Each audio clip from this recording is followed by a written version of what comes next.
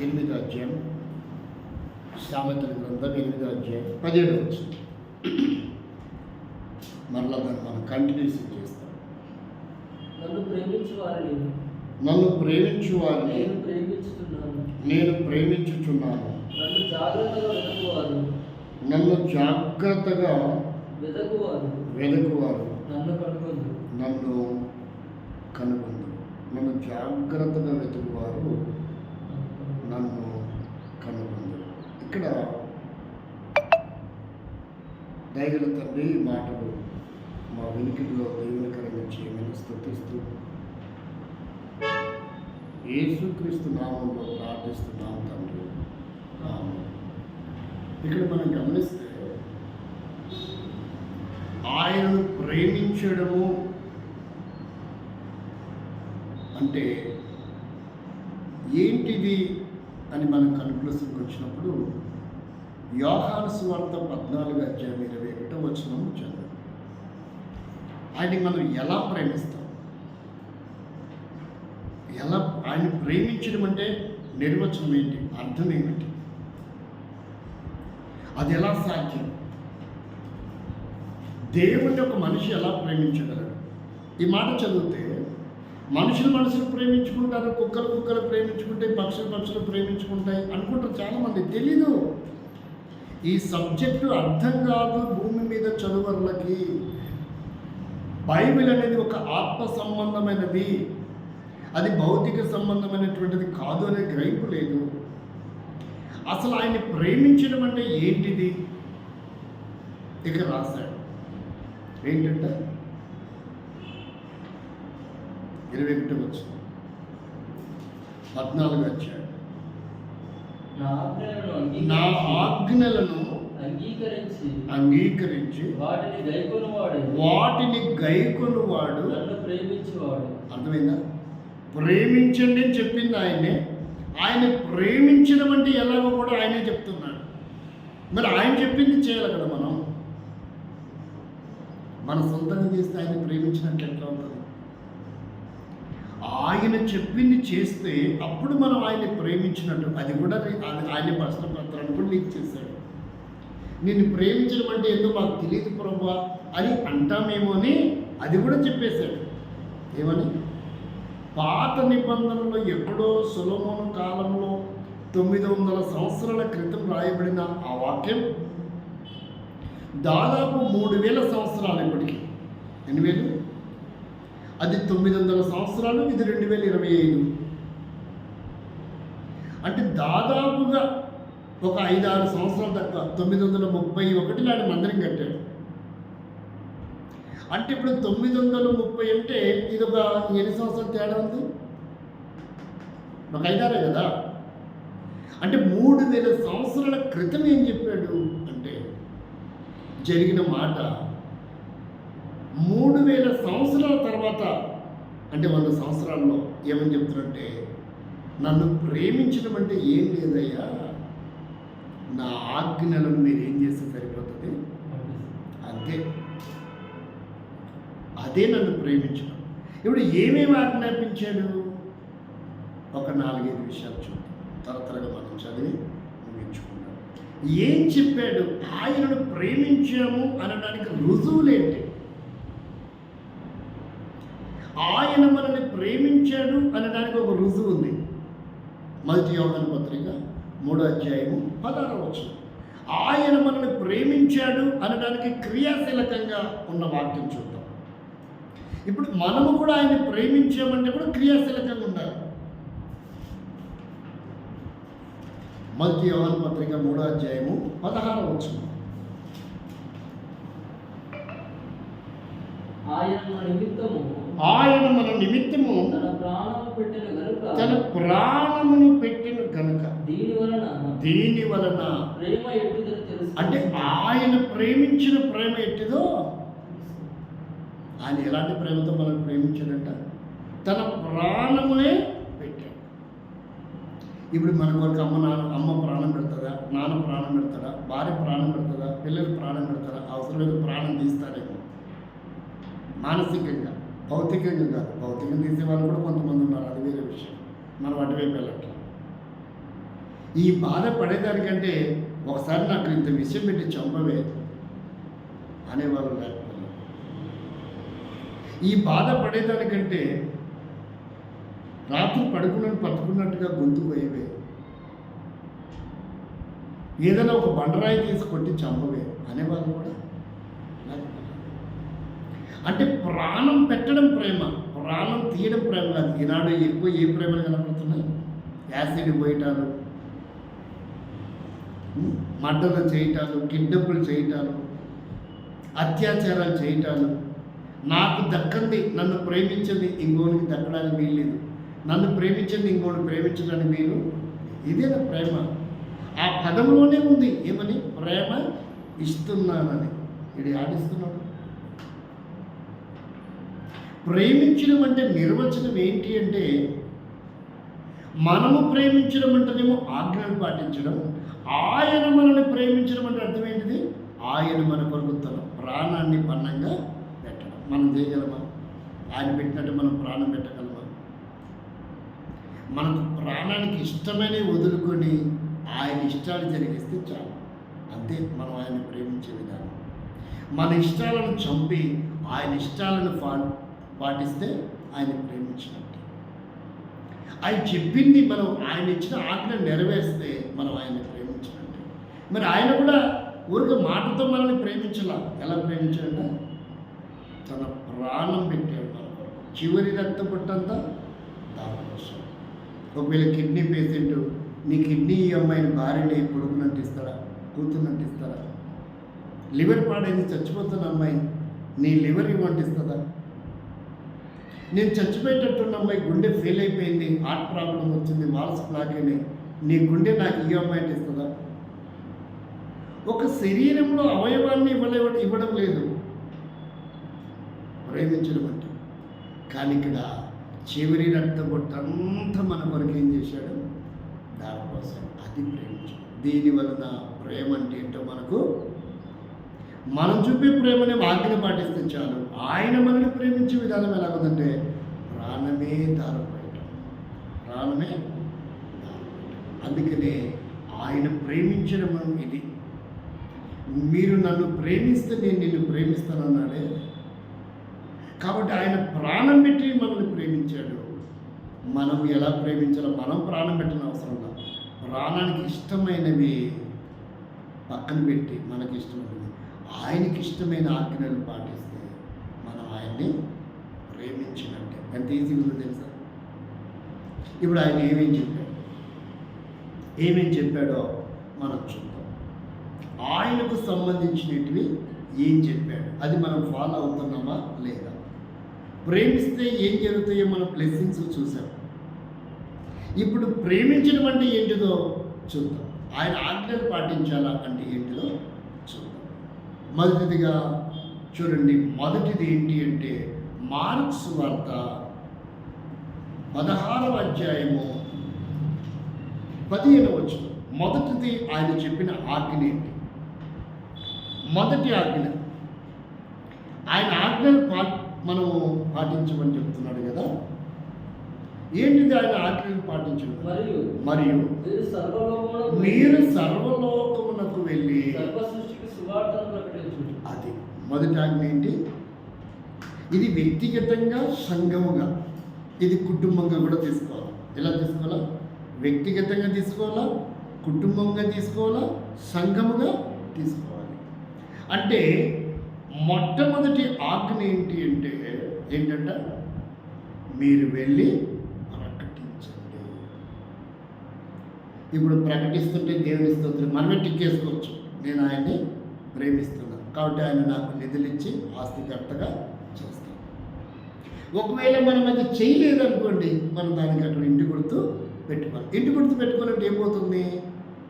ఆస్తికర్తలకు ఉండే స్థాయి పోతుంది, నిధులు కూడా పోగొట్టుకుంటుంది. ఆజ్ఞ ఫాలో అవుతుంది కదా. కాబట్టి మనము ఎలాంటి పరిస్థితుల్లోనైనా ఆయన ఆజ్ఞాపించాడు కనుక ఏమైనా నేను ఆస్తికర్తనయ్యి నా నిధులు నింపబడాలంటే నేను ప్రకటించవలసిందే. ఇది దేవుడు నాకు ఇచ్చిన ఆజ్ఞ, ఇది మా దేవుడు మా కుటుంబానికి ఇచ్చిన ఆజ్ఞ. ఇది దేవుడు మా సంఘానికి ఇచ్చిన ఆజ్ఞ. లేదంటే ఏమవుతుంది? సామెతలు 8:21 మిస్ అయిపోతాం. కాబట్టి ఇది ఫాలో అవ్వాలి. రెండవది ఏంటిది? దేవుడు మనకి ఇచ్చిన ఆజ్ఞ ఏంటిది? రెండవది మత్తయి సువార్త 28:19. రెండవది ఏం ఆజ్ఞాపించాడు? రెండవ ఆజ్ఞ ఏంటిది?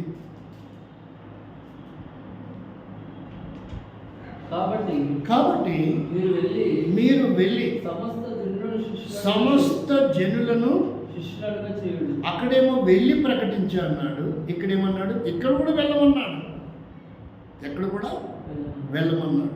ఎక్కడికి వెళ్ళాలా? సమాజంలోకి వెళ్ళాలా, వీధుల్లోకి వెళ్ళాలా, గ్రామాల్లోకి వెళ్ళాలా, పట్టణాలలోకి వెళ్ళాలా. మీరు వెళ్ళి ప్రకటించండి. ఎవరికి? చెట్లకి, రాళ్ళకి, పుట్లకి కాదు, మనుషులకి. ఎక్కడ కూడా ఏం చేద్దాం? మీరు వెళ్ళండి. మీరు వెళ్ళి ఏం చేయాలా? శిష్యులుగా చేయాలా. ఏం చేయాలా? శిష్యులుగా చేయాలా. శిష్యులు అవ్వాలంటే ముందు మనం ఏం చేయాలి? వాళ్ళకి కోచింగ్ ఇవ్వాలి. అంటే మనం నేర్పితేనే వాడు శిష్యుడు అవుతాడు. నేర్చుకోకుంటే శిష్యుడు కాదు. నేర్చుకోకపోతే శిష్యుడు కాదు. అంటే మనం నేర్పే స్థానంలో ఉండాలి, మనం బోధించే స్థానంలో ఉండాలి. ప్రకటించే స్థానం ఉంటే సరిపోదంట. రెండోది మనం వారి సరైన క్రమాన్ని కూడా ఏం చేయాలా? బోధించాలా. బోధిస్తే వాళ్ళు ఆటోమేటిక్గా ఏమవుతారు? ఫాలోవర్స్ అవుతారు, శిష్యులు అవుతారు. రెండవది సమస్త జనులను మనం ఏం చేయాలా? శిష్యులుగా చేయాలా. ఎవరికి? మనకి శిష్యులు కాదు, దేవునికి వారిని ఏం చేయాలా? శిష్యులుగా చేయాలి. ఇప్పుడు మనము శిష్యులుగా చేస్తున్నామా అనేది క్వశ్చన్ వేసుకోవాలి. అంటే మనం చేయట్లేదంటే మనకేం మిస్ అయినట్టు? ఆస్తికర్తలుగా ఉండే అధికారం, నిధులు మిస్ అవుతున్నట్టు. కాబట్టి చేస్తే ఆస్తికర్తలు అవుతాం, నిధులు కూడా నింపబడతాయి, మన అవసరాలు తీరుస్తాడు. ఇది రెండవది. ఇది రెండవ ఆజ్ఞ. మూడవ ఆజ్ఞ చూడండి. మూడవ ఆజ్ఞ కొలస్సీ పత్రిక 3:13. కొలస్సీ పత్రిక 3:13. మూడవ దేవుడు ఆజ్ఞాపించినది, ఆయన ఆజ్ఞలు పాటించమని చెప్తున్నాడు. పాటిస్తే మనం ఆయన్ని ప్రేమించినట్టు. మూడవది ఏంటిది అంటే ఎవడైనను హాని చేసనని ఒకడు అనుకుని ఎడల ఒకడిని ఒకడు సహించుచు. అంటే మూడవది ఏంటంటే ఇది దేవుని ఆజ్ఞ. సహించుచు క్షమించాలి. సహించకపోతే మనం క్షమించలేము. సహనం అవసరం. ఏమన్నా మనకు? భావోద్రేకం అవసరం లేదు, ఆవేశం అవసరం లేదు, తొందరపాటు అవసరం లేదు. అర్థమైందా? అందుకని ఇందాక చదువుకున్నాం. ఎవరెవరి విషయంలో? బానిసగా ఉన్న యోసేపు విషయంలో, బానిసగా ఉన్న దానియేలు విషయంలో, లాకీసు దగ్గరికి పట్టబడినటువంటి దావీదు విషయంలో, సమాజం అధికారుల చేత పట్టబడినటువంటి అపోస్తల విషయంలో వారు ఏం చేశారంటే సహించారు, వారిని క్షమించారు. సహనం లేకుండా క్షమించే గుణం మనకు రాదు. అందుకని ఏమన్నాడు? దేవుడు ఆజ్ఞాపించాడు, మీరు ఒకరిని ఒకరు సహించితే ఏం చేయగలరు? క్షమించగలరు. సహనం లేకపోతే ఏం చేయగలరు? క్షమించలేరు. కాబట్టి ఇది మనం చేయగలుగుతున్నామా? ఆవేశపడి పనిష్మెంట్ ఇస్తున్నామా? ఒకవేళ ఆవేశపడి పనిష్మెంట్ ఇస్తూ ఉన్నట్లయితే మనము ఆస్తికర్తలకు కాలేము, మన మీద నింపబడం. అంటే మన దగ్గర ఏం మిస్ అయింది? దేవుడు చెప్పింది సహనము, క్షమించే గుణము మన దగ్గర లేదు కనుక మన నిధులు నింపబడం, మనము ఆస్తికి కర్తలం కాలేము. ఇది మూడవది. నాలుగవదిగా చూడండి, యోహాను సువార్త 8:34. నాలుగవది చూస్తే యోహాను సువార్త 8:34.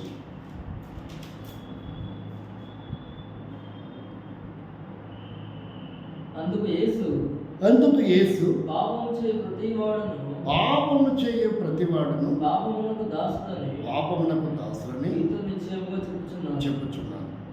దాసుడు ఎల్లప్పుడూ 36, 38.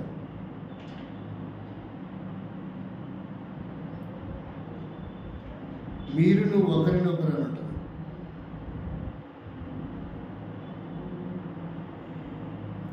కలపలేదా? 38 చదువు, 36 కానీ.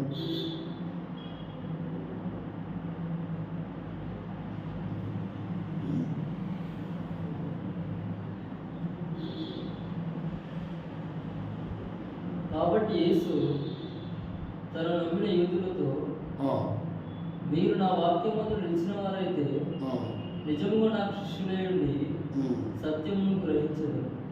ప్రేమించడం ఉంటుంది అది. ఒకరిని ఒకరు అంటున్నాను నేను.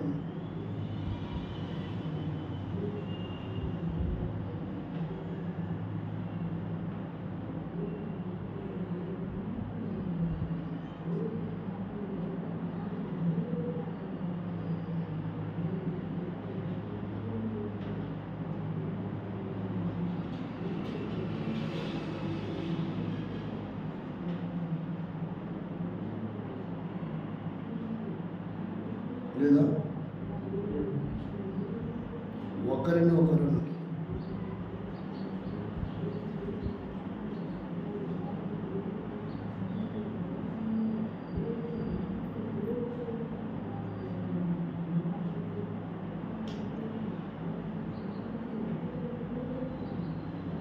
ఒకరినొకరు క్షమించుడే. అయిపోయింది కదా ఇప్పుడు.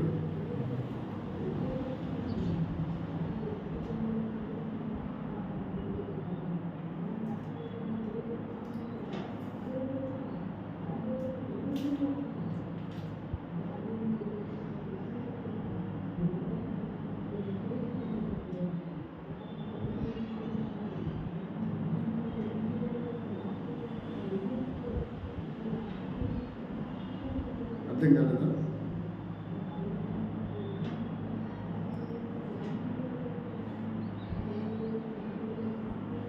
సారీ, 15 అధ్యాయం యోహాను సువార్త.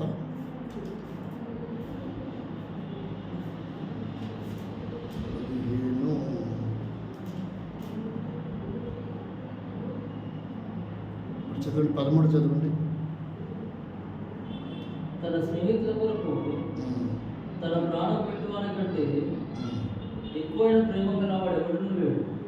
నేను మీకు ఆజ్ఞాపించి వాటిని చేసిన యెడల మీరు నా స్నేహితులై ఉందురు.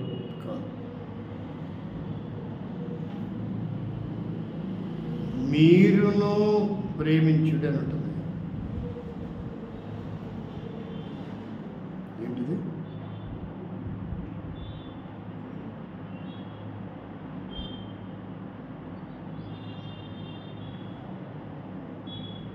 ఇదే వచనంలో, ఇదే అధ్యాయంలో ఉందా? 17 చదువు. ఇదే అధ్యాయం, కరెక్ట్. మీరు ఒకరిని నొకడు ప్రేమింపవలెనని ఈ సంగతులను మీకు ఆజ్ఞాపించుచున్నాను. ఇది కూడా ఆజ్ఞనే. అంటే మనము ఒకరిని ఒకరు ఏం చేసుకోవాలా? ప్రేమించుకోవాలా. కానీ ఏముండకూడదు? ద్వేషము, పగ ఉండకూడదు. ఇది కూడా దేవుని ఆజ్ఞనే. ఏమని చెప్తున్నాడు? మీరు ఒకరిని ఒకరు ప్రేమించుకోనండి. నేను మిమ్మల్ని ఎలాగైతే ప్రేమించానో మీరు కూడా ఒకరిని ఒకరి పట్ల ఒకరు ఏమై ఉండండి? ప్రేమ కలిగి ఉండండి. అర్థమైందా? అంటే ఒకరి పట్ల ఒకరికి, కూర్చున్న వాళ్ళ పట్ల మనకి ప్రేమ లేదు, ప్రజలాంటి చెప్తే ఒప్పుకోం. ఆవేశం, కోపం, నీ ప్రజలాంటి ఎవరికి కావాలా? నీ మొహం చూడు, అద్దలో చూసుకో. నీ జీతం ఎంత, నా జీతం ఎంత, నీ స్థాయి ఎంత, నా స్థాయి ఎంత, నీ వయసు ఎంత, నా వయసు ఎంత, నా కాలు గోటికి సరిపోదురా నీ ఆస్తి ఎంత అనేవాళ్ళు లేరా? అంటే వీటి దగ్గర ఏమి లేదు, ప్రేమ లేదు. వాడు కలిగిన దాన్ని బట్టి ఎదుటి వాడిని కించపరుస్తున్నాడు, అవమానపరుస్తున్నాడు. అతన్ని కాదు కించపరిచి అవమానపరచదు, ఆమెను కాదు కించపరిచి అవమానపరచదు. వారిని పుట్టించిన దేవుణ్ణి, వారి కొరకు ప్రాణం పెట్టిన దేవుణ్ణి ఈ సంఘంలో ఎలా చేరాడు? యేసు రక్తంతో కడగబడటం వలన చేరాడు. అంటే ఇప్పుడు ఈ మందిరంలోకి వచ్చినందువలన ఇప్పుడు ఇతని కాదు నువ్వు అవమానపరుస్తున్నది, మందిరంలో తీసుకొచ్చి ప్రాణం పెట్టి తీసుకొచ్చిన దేవుణ్ణి అవమానపరుస్తున్నట్టు. అందుకంటాడు ఒకరిని ఒకరు మీరు ఏం చేసుకోండి? ప్రేమించుకోండి. ఈరోజు ఏం కరువైపోయింది? అదే గర్వైంది.